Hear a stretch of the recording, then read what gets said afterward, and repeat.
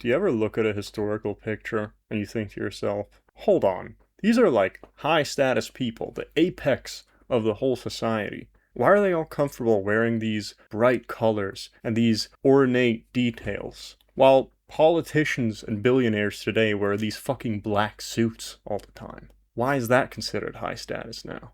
There's a standard explanation that people will give you. It revolves around, the French Revolution. Basically, when the monarchy got overthrown, it kind of became taboo to look extravagant. It became taboo to wear clothing that was meant to make you look like you're superior to others.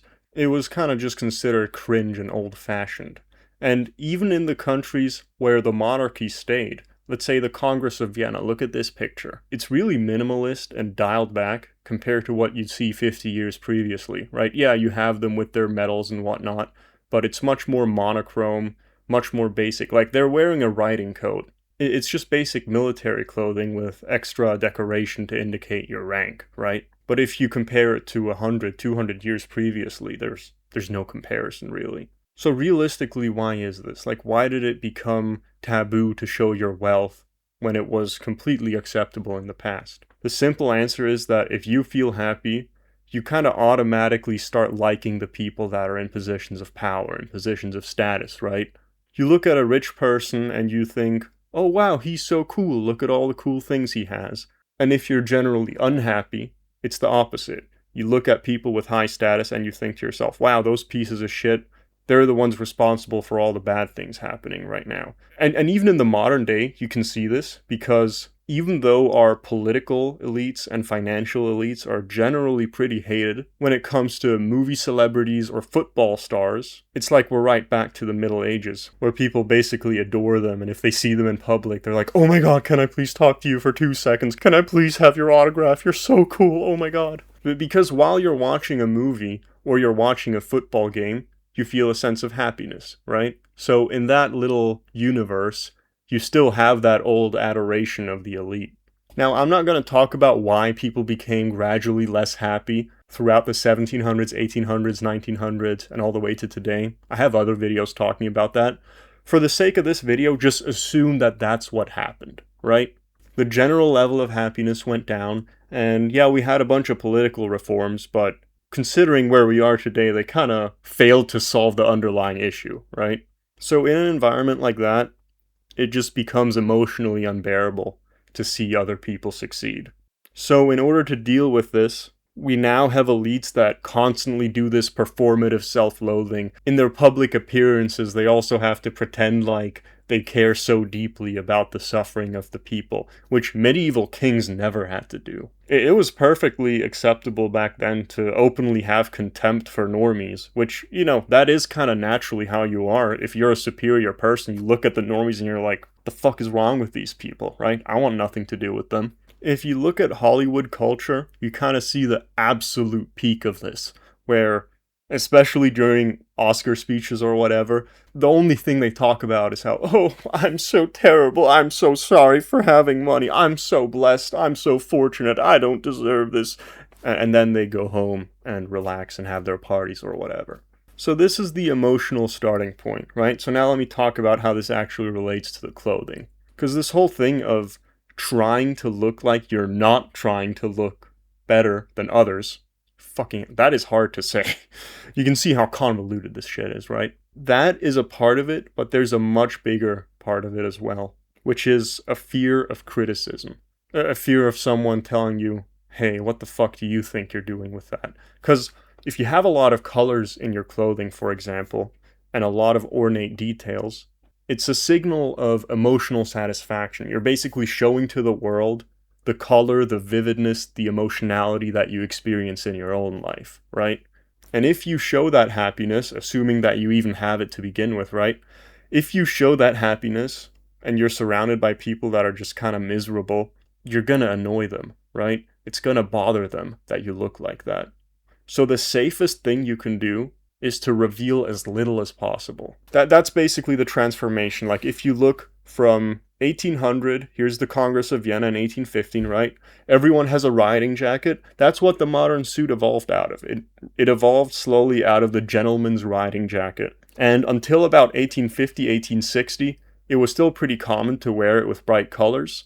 You weren't allowed to have any details. For example, here's the Duke of Wellington. Do you see anything about him that indicates he's the Duke of Wellington? No, the only thing you see is that he's a British military guy. It completely contrasts with the noblemen of the Middle Ages, right? Where every family would have their unique crest, right? That they would proudly display everywhere.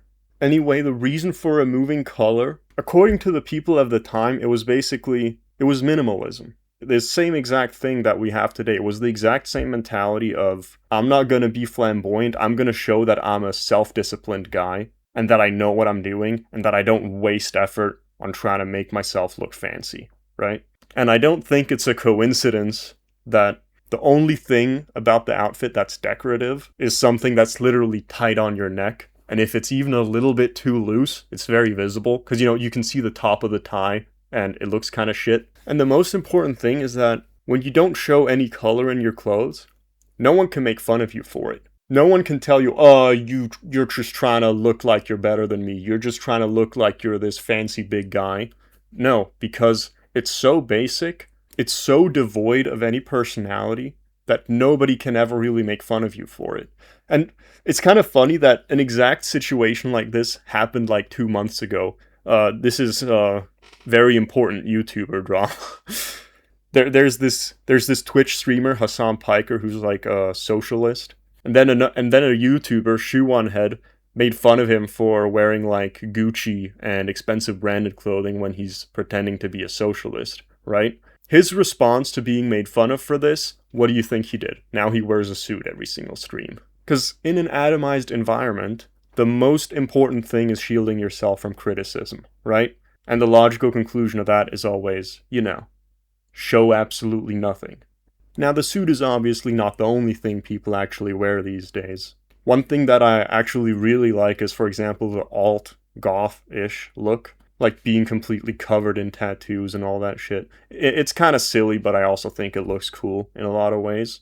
But the thing that I want to point out here is that when you see a girl that's like covered in tattoos, when you look at all the symbols, all the shapes that they have on their bodies, because in the 1300s, if there's a symbol that's covering all your clothes, every single time it actually means something, right?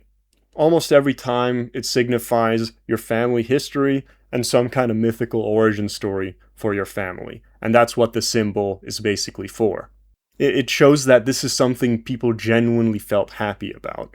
And can you imagine anything like that today? Of course not. First of all, taking pride in your ancestors, that's impossible because that's a source of criticism, right?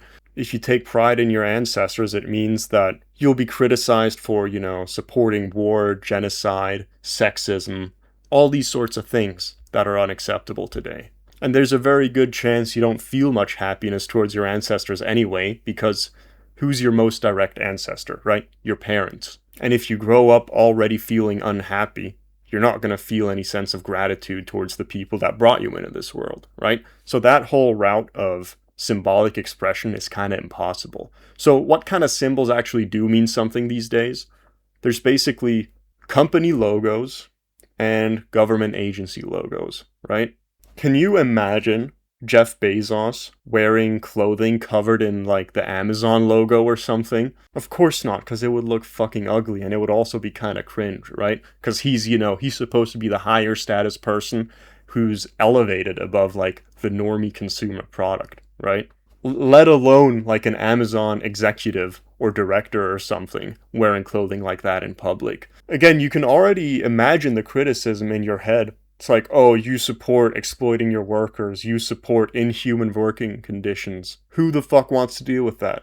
Or imagine a fucking FBI guy getting like a tattoo with the FBI's crest on his arm or something, right? People would just be like, okay, so you're what? You're proud of fucking Waco? You're proud of assassinating LLK? Fucking good for you. Because a modern person, they can't actually do anything with their anger, right? All the frustrations, however small they are, all the frustrations of modern life, they just kind of build up in your brain without ever getting reacted to. But you also have to be pacifistic, so you're not really allowed to openly hate anyone. And even if you do, it's usually just by complaining. You kind of just end up hating everything, I guess. Because, think about just how fucked the state of a modern person is. First of all, you have to have hatred for basically all of human history, right? Because it's sexist, oppressive, everyone was poor, everyone must have been miserable, right? Because I feel bad and they had less than me, and therefore they must have felt even worse, right? And if you think about it, this hatred that exists for the past is kind of an outgrowth of that too. Because if you're not allowed to hate anyone that actually exists around you, because, you know, what would that lead to, right? You can't actually do anything about it anyway except complain. But you can hate people from the past because they're dead, right? They can't get offended at your insults and your criticism. So it's like a safe target. For example, I saw a video a few weeks ago about how the atrocities of the Belgians in the Congo was almost entirely just invented. Like, there was just no evidence to back up the claim of 10 million Africans killed by 1,000 Belgian colonizers, like that would even be possible. And there's tons of things like that where people say something in the past was horrible, but it actually wasn't. But you think I'm actually going to tell anyone about this? Like, obviously not. Because when you tell a modern city person that your hatred for the past is actually to some degree unjustified, you're taking something from them. You're taking something from them that they use to justify their lives. So, because of that, the evidence is just kind of secondary. Also, one more thing I want to mention. What's the most common political tattoo? It's the anarchist A, right?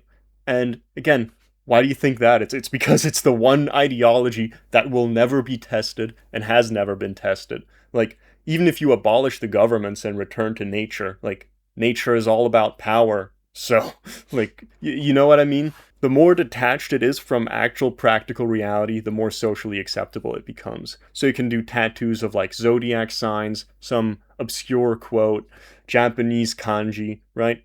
Anything that looks like it has meaning, but isn't actually tied to reality in any clear way. Now, the next thing I want to talk about is fashion shows, because it's just so insane that this is even a real thing. Because, you know, the billionaires and whatnot, the elites, they're like, okay, I don't want to embarrass myself by wearing anything special or original, so we're just all gonna get together and watch a bunch of models wear novelty clothing. Like, it's just pure fucking intellectual entertainment. It's like the whole intention is that the clothing that the models are wearing is completely removed from reality. The whole purpose is that they can have this ivory tower environment where they can endlessly intellectualize the symbolism of this thing and that thing. And oh, it's so interesting. The whole point of it is that you just endlessly talk about it and then you go home from your party, right? And this kind of connects to another thing I wanted to talk about, which is when you have no real positive vision in your life, there's nothing real that you can represent with your fashion. There's no actual practical utility beyond just wearing jeans and a t-shirt or wearing a suit. And any attempt to look better than others is kind of considered unacceptable. What exactly do you have left? Well, I'll tell you what you have left. Endless novelty. You always have to discover the new thing continually. And you can see how this follows psychologically, right? Because if you feel like you don't have the answers, you don't have the vision that you crave, you just do this endless discovery. Oh, I'm gonna do the collar this way now. I'm gonna do the pant legs a little bit differently now. And it just goes on and on and on forever. It's the same as the tattoo thing I mentioned. You have no psychological center, so you have to endlessly push the boundary. Come up with some new symbol, some new shape, some new way to do the pants, some new way to do the collar on your jacket. Because you can at least feel like you're getting somewhere. You can feel like you're getting to some kind of destination, meanwhile you aren't. Now let me talk for a second about my personal favorite brand, which is Acronym. You can see from their designs how even this is all about shielding yourself from criticism, right? Most of it is black. It's purely utilitarian. Super expensive, but still, you wouldn't even be able to tell that necessarily. It's all about, you know, minimalism and just high quality and being understated, right? Even they have fallen down this rabbit hole of just novelty. If you look at their recent designs, you can see that very clearly. I mean, like, what the fuck is this, dude? It's almost hard to believe that the people who designed the P24A made this piece of garbage. Like, I mean, it could happen to the best of us, I guess. So how do you deal with this situation? What's the next step forward if you accept everything I just said, let's say?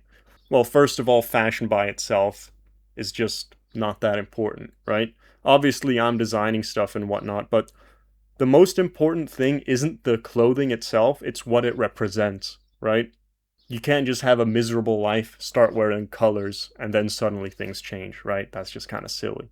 You can criticize the modern world all you want, but you have to create the alternative, right? That's always the important thing. But ignoring all that, because if you want to know the alternative, watch my other videos. Let me talk about my specific approach to design, because I am selling stuff, I am making stuff, and my whole idea was I'm gonna take everything I love about Acronym, I'm gonna improve it in every way I can, and I'm gonna take all the things that I hate about them and try to fix it. So for example, with the leg pouch, the LP1, it's still black on the outside. It's completely black, partially just because this is my first batch. I'm going to have way more different colors in future batches. But also, I did put some color, but on the inside. So you kind of get it both ways. You shield yourself from criticism, but you also get some nice fucking colors. Again, white and green is obviously pretty normal, but first version and all that. White is just practical because you can see the inside of the bag better. You can see you can look at the contents because white reflects light best. But even so, I'm gonna release more shit in the future. That's much more creative. For example, I'm gonna do one with pink shell fabric on the outside with the green webbing. I think military colors and pink is low-key a fucking underrated color combination. I have all sorts of ideas. If you want to know more about this specific bag, I released one video about it already, but I'm gonna release a few more in the future. I'm still a month away from finishing my first batch because I have to wait for another sewing machine. Anyway, some other things that I want to do.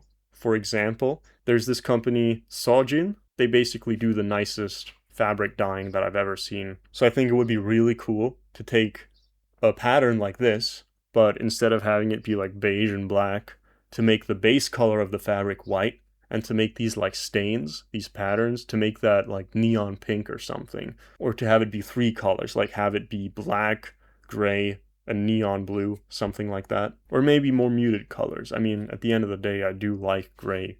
And in general, the lesson that you can take away from this is that I'm perfectly aware of these insane taboos, right? Of how constricted we are. And I'm trying to fix that. But the way you fix the overbearing taboo, it's not by just swinging all the way in the other direction, right? I could make like super colorful and ornate clothing, but it would just be dishonest, right?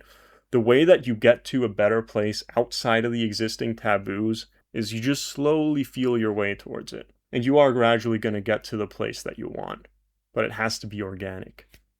For example, I think everyone knows that we have huge taboos on sexuality. Like, yeah, in theory, everyone's like super sex positive, but in practice, it's a huge topic of anxiety for people.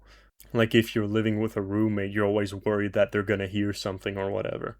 Meanwhile, animals just fuck in front of each other, even if their kids are around. Like, nobody gives a fuck. They're not traumatized from it, right? So, again, you can see how there's this huge amount of stress around a thing that really shouldn't be such a big deal.